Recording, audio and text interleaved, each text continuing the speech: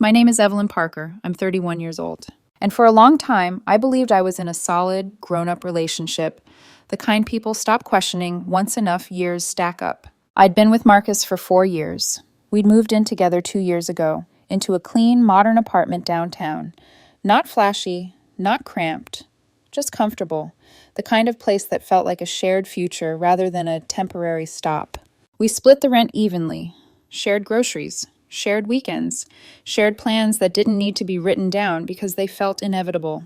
We had routines that ran on muscle memory. Morning coffee brewed the same way every day.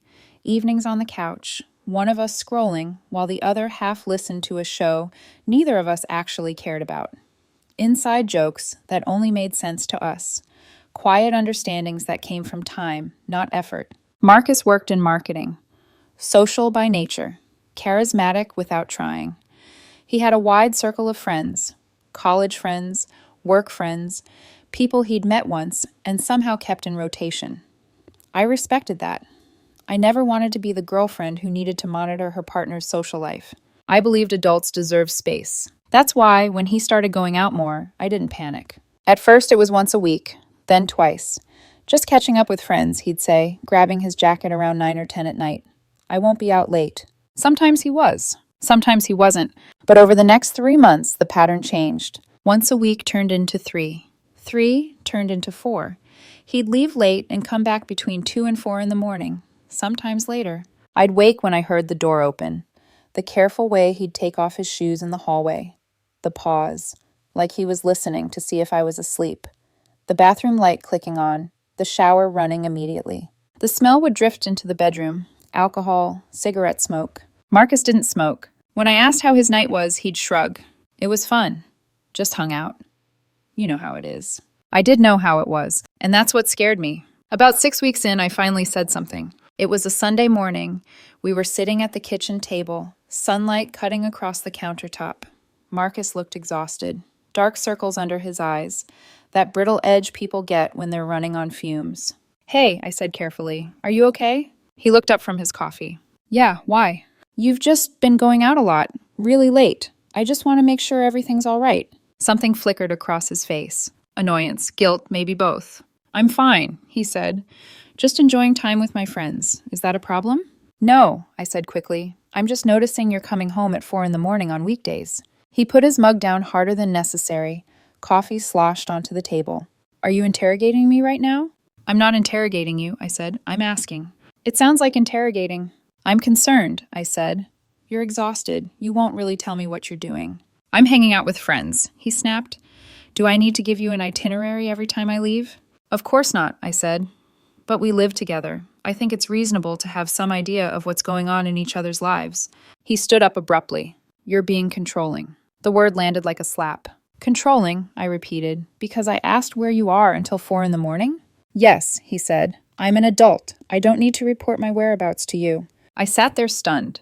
This wasn't us. I'm not trying to control you, I said slowly. I'm trying to understand why you're suddenly gone all night and defensive about it.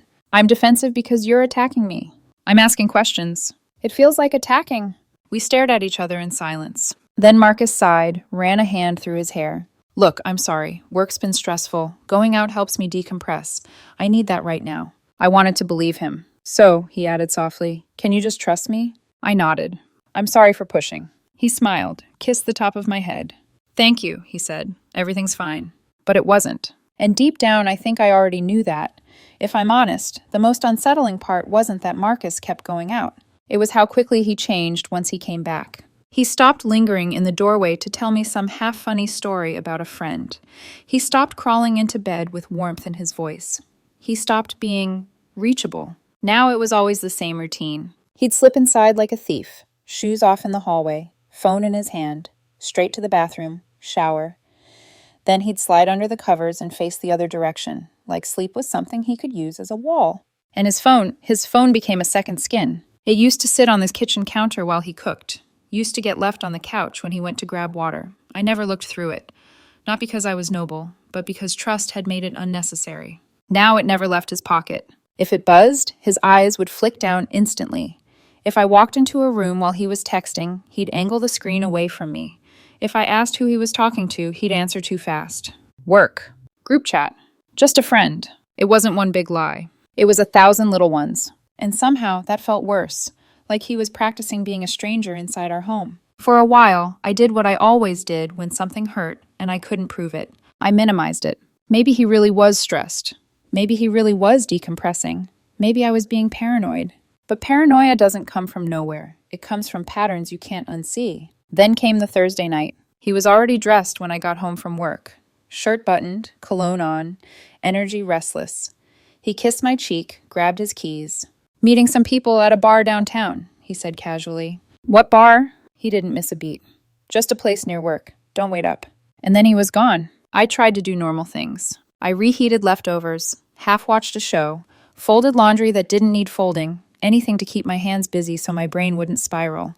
By 11, I went to bed. By midnight, I was still awake. It wasn't even anger keeping me up. It was the sensation that something in my life had quietly shifted out of alignment, like a picture frame that looked straight until you stared at it long enough to notice it was crooked. At 12:07 a.m., I picked up my phone and opened an app I hadn't thought about in a year. We'd downloaded it before a hiking trip, one of those location-sharing apps couples use for safety, in case one of us got lost, in case service dropped, in case something happened. We'd forgotten to turn it off afterward, or maybe one of us hadn't. My finger hovered before I clicked Marcus's name, and when the map loaded, my throat tightened. He wasn't downtown near his work. He wasn't at a bar. He was at a hotel. Not some roadside motel either. A sleek, upscale place about 20 minutes from our apartment. The kind with valet parking and dim lighting in the lobby. The kind you chose when you wanted the night to feel expensive. I stared at the screen, waiting for the dot to move. It didn't. My mind threw explanations at me like it was trying to save me from the truth. Maybe the bar was inside the hotel. Maybe it was a rooftop lounge. Maybe he was meeting a group and they chose that spot. Maybe. But the dot stayed still. 1:23 a.m. Still there. 1:30. Still there. 2:00. Still. And each passing minute didn't just confirm suspicion. It carved it into stone. At 2:13 a.m., my hand moved before my brain finished arguing with it. I opened the app fully. There was a feature we'd never used, check-in. It was meant to be sweet, reassuring. A little digital stamp that said, "You made it. You're safe. I see you."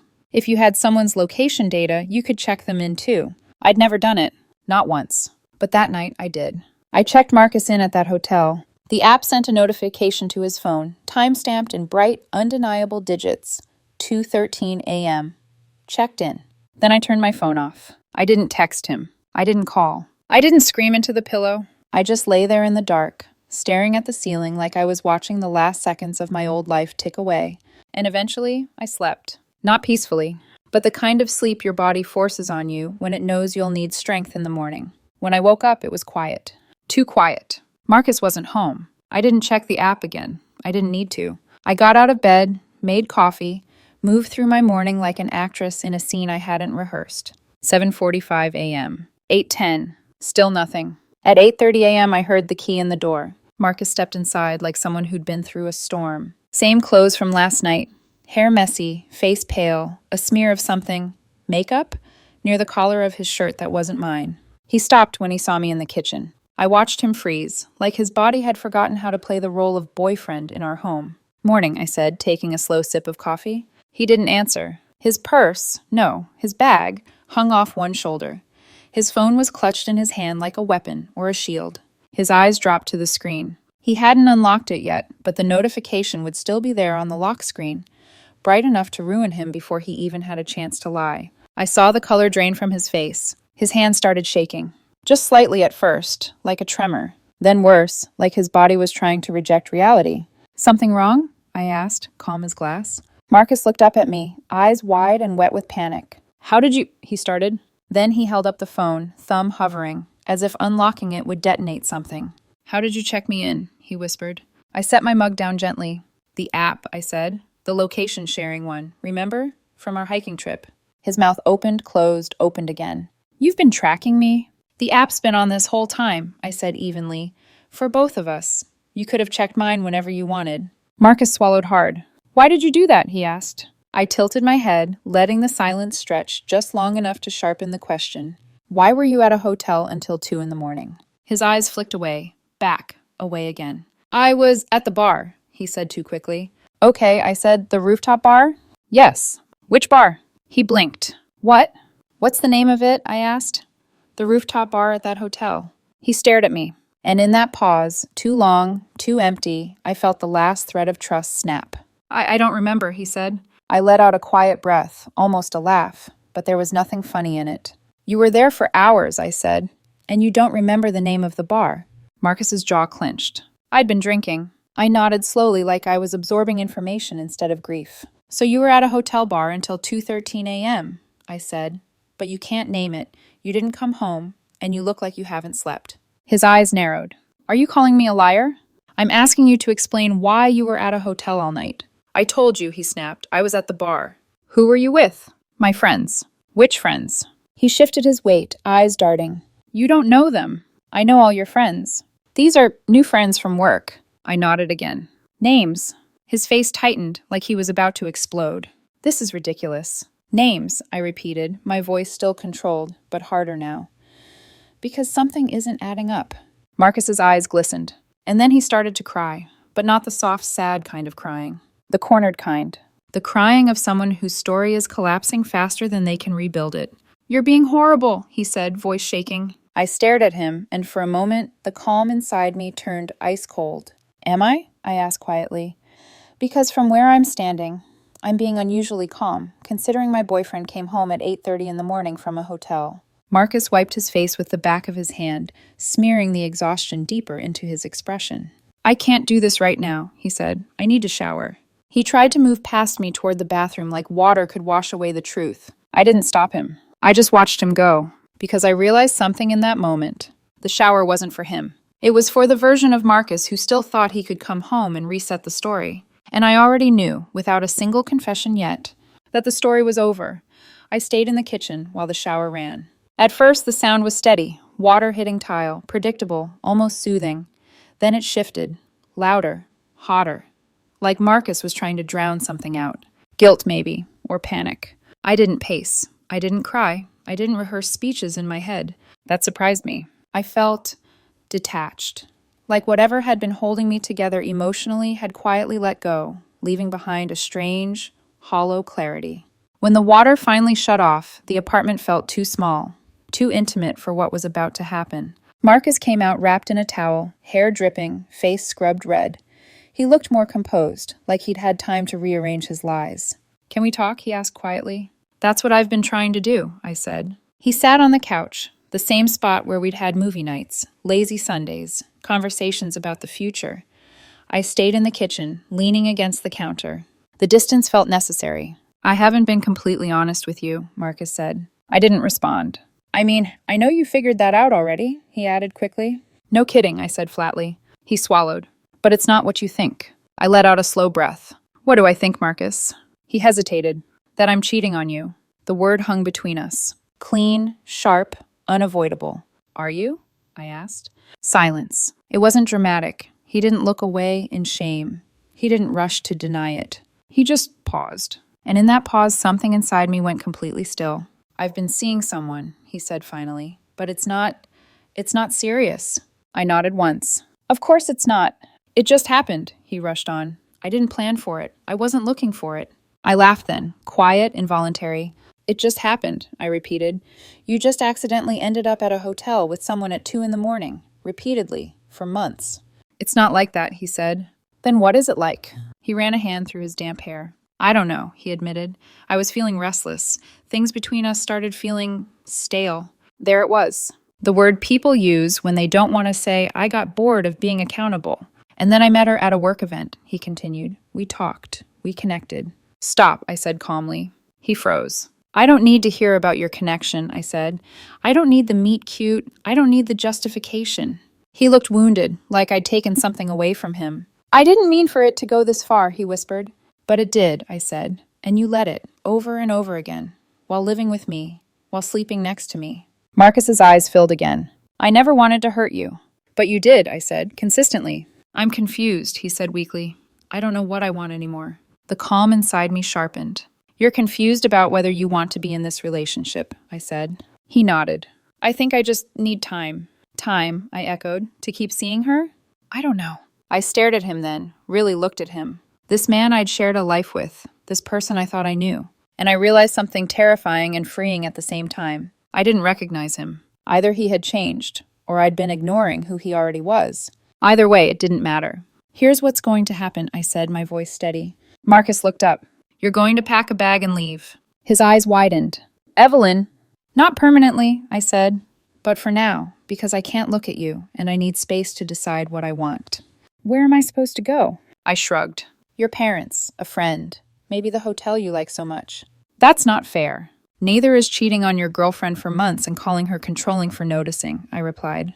This is my apartment too, he said defensively. And when I've had time to think, we'll deal with that, I said. But today, you need to go. He stared at me like he was waiting for me to blink. I didn't. Fine, he snapped finally. Fine, I'll go. He went to the bedroom and started throwing clothes into a bag. No careful folding, no hesitation, just frantic movement. I stood in the doorway and watched. I didn't help. I didn't cry. 15 minutes later, he came back out, bag slung over his shoulder. I really am sorry, he said quietly. I believe you're sorry you got caught, I said. That's not fair. Life's not fair, I replied. Neither is betrayal. He didn't argue. He just walked out. The door clicked shut behind him, and the apartment went silent in a way that felt permanent. I stood there for a long time. Then I called in sick to work. I sat on the couch and stared at the wall like my brain was rebooting. My phone buzzed constantly. Texts from Marcus, long messages, apologies, explanations, promises. I didn't read them. 3 days later, I changed the locks. Petty? Maybe. Necessary? Absolutely. That afternoon, there was a knock at the door. I opened it to find Marcus standing there, looking worse than the day he left. Dark circles, unshaven, like regret had finally settled in. Can I come in? He asked. Why? I replied. Because we need to talk, really talk. I considered telling him to leave. Instead, I stepped aside. He sat on the couch again. Same place, same posture. I ended it, he said immediately. With her. It's over. I crossed my arms. Okay. I told her I made a mistake, he continued, that I want to fix things with you, that what we had wasn't real. I tilted my head. Wasn't real. He nodded earnestly. Marcus, I said softly, it was real enough for you to keep going back for months.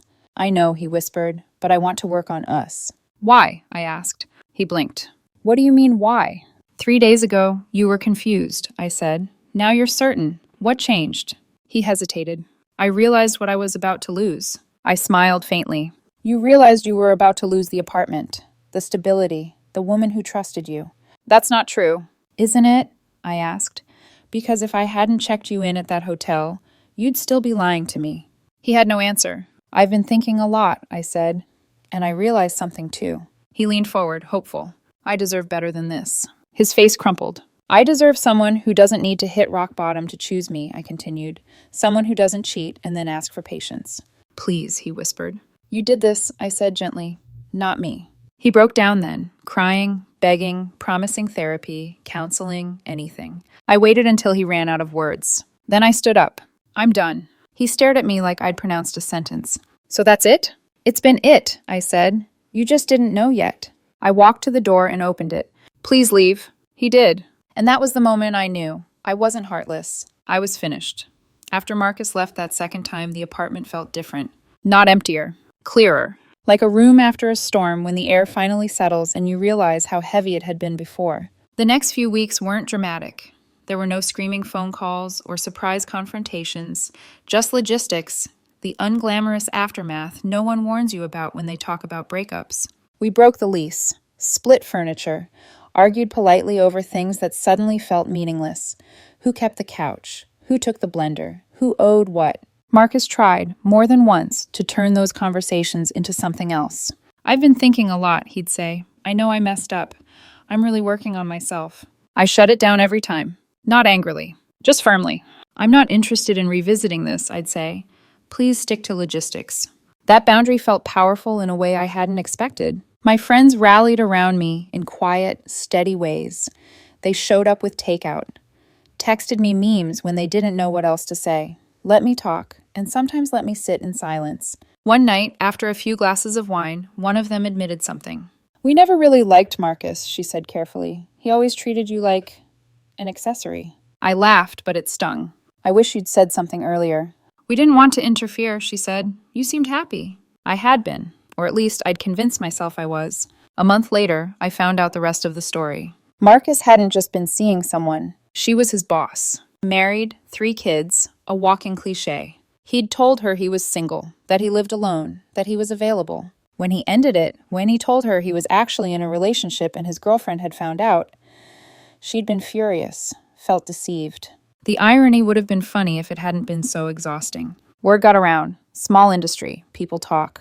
Her husband found out. Then HR got involved.